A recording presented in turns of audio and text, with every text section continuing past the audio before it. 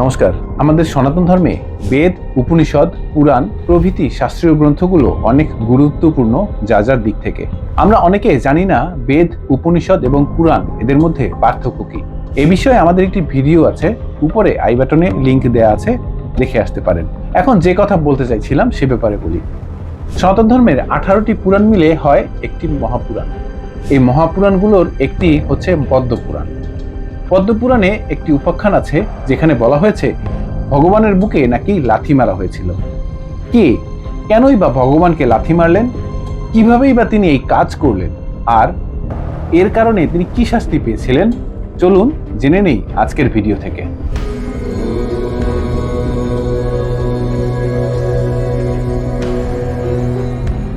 একবার সরস্বতী নদীর ধারে মহর্ষি কশ্যপের নেতৃত্বে এক বিশাল বৈদিক যজ্ঞের আয়োজন করা হয়েছিল। নদীর পার সাজানো হয়েছিল ফুল, ফল আর নানা উপাচারে। দূর দূরান্ত থেকে বহু মুনি ঋষি এসে জড়ো হয়েছিলেন সেই যজ্ঞে।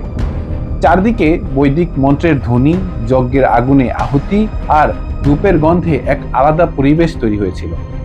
ঠিক তখনই যজ্ঞস্থলে এসে পৌঁছালেন দেবর্ষি নারদ, যিনি ভগবান বিষ্ণুর একান্ত ভক্ত এবং ত্রিলোক ঘুরে ঘুরে সত্যের বার্তা পৌঁছে দেওয়া যার কাজ।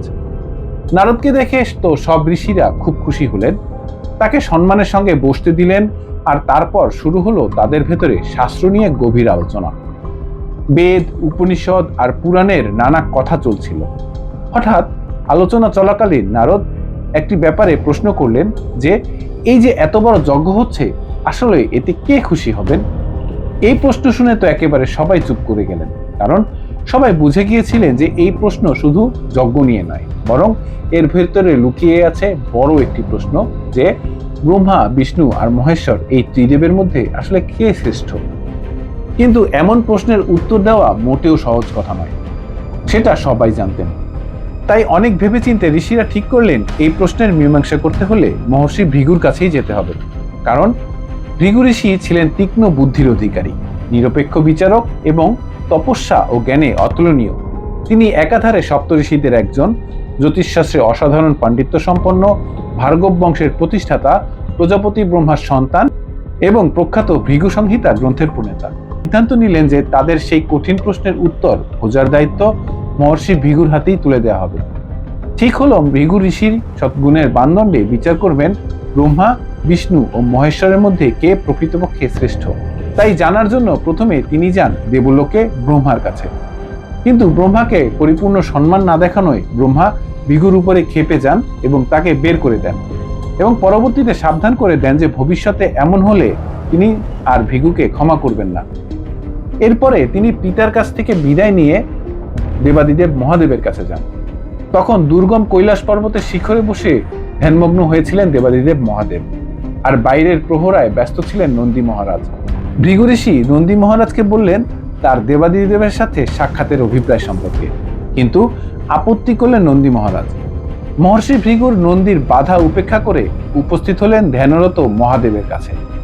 পরিকল্পনা মোতাবেক তিনি এবারও অনেক কর্কশভাবে ধ্যান ভঙ্গ করলেন ভগবান শিবের, এবং ভগবান শিব তার আসার কারণ জিজ্ঞেস করলে কারণ না বলে ভগবান শিবের সাথে কর্কশভাবে কথা বলায় ভগবান শিব এক পর্যায়ে ত্রিশূল হাতে উদ্যত হলেন ভৃগু ঋষিকে বধ করার জন্য। এমন সময় ঘটনাস্থলে ছুটে এলেন মাতা পার্বতী। তিনি অনুনয় করে থামালেন শিব ও তার ত্রিশূলকে, রক্ষা পেলেন ভৃগু। শিবের ত্রিশূল থেকে নিস্তার পেয়ে ভৃগু এবার চললেন জগৎপতি শ্রী বিষ্ণুর কাছে। গিয়ে দেখেন শ্রী বিষ্ণু যোগনিদ্রায় আছেন। ভৃগু প্রথমে শ্রী বিষ্ণুকে জাগানোর জন্য কয়েকটি ডাক দেন, তাতেও শ্রী বিষ্ণুর যখন নিদ্রা ভাঙে না, এরপর তিনি শ্রী বিষ্ণুর যোগনিদ্রা অপশব্দের প্রয়োগ করেও ভাঙাতে ব্যর্থ হলে এক অঘটন ঘটিয়ে ফেলেন। অঘটনটি হচ্ছে তিনি ঘুমন্ত বিষ্ণুর বুকে প্রবলভাবে পদাঘাত করেন এবং তার যোগনিদ্রা ভঙ্গ করার চেষ্টা করেন। শ্রী বিষ্ণুর বুকে লক্ষ্মী দেবীর আবাস। ভৃগুমুনি সেখানে সজোরে পদাঘাত করায় যোগনিদ্রা ভাঙল শ্রীবিষ্ণুর, কিন্তু নিদ্রা ভঙ্গ হওয়ার পরেও শ্রীবিষ্ণু ছিলেন নির্বিকার।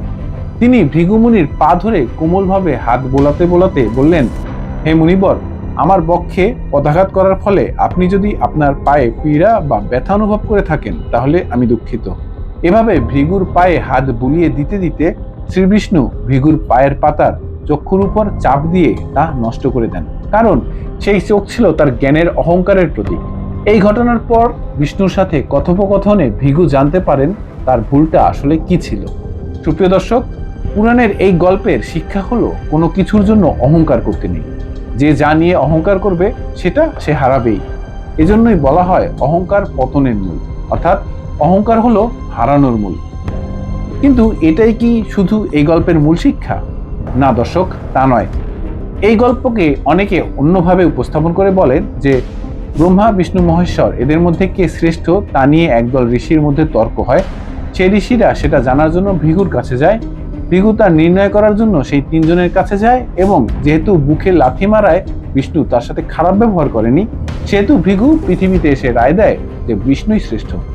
কিন্তু এর মানে কি এই দাঁড়ায় না যে যিনি তোষামত করবে সেই শ্রেষ্ঠ?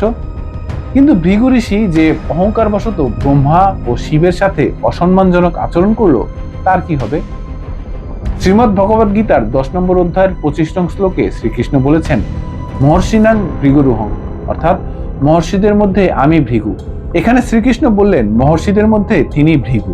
তার মানে এখানে শ্রীকৃষ্ণই ভৃগু, অর্থাৎ ভৃগুই পরমেশ্বর শ্রীকৃষ্ণ।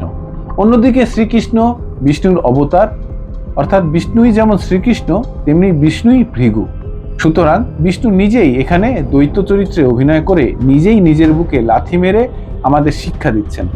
তাছাড়া সাধারণ এক ঋষির কি সেই ক্ষমতা থাকে যে গিয়ে ভগবান বিষ্ণুর বুকে লাথি মারতে পারে?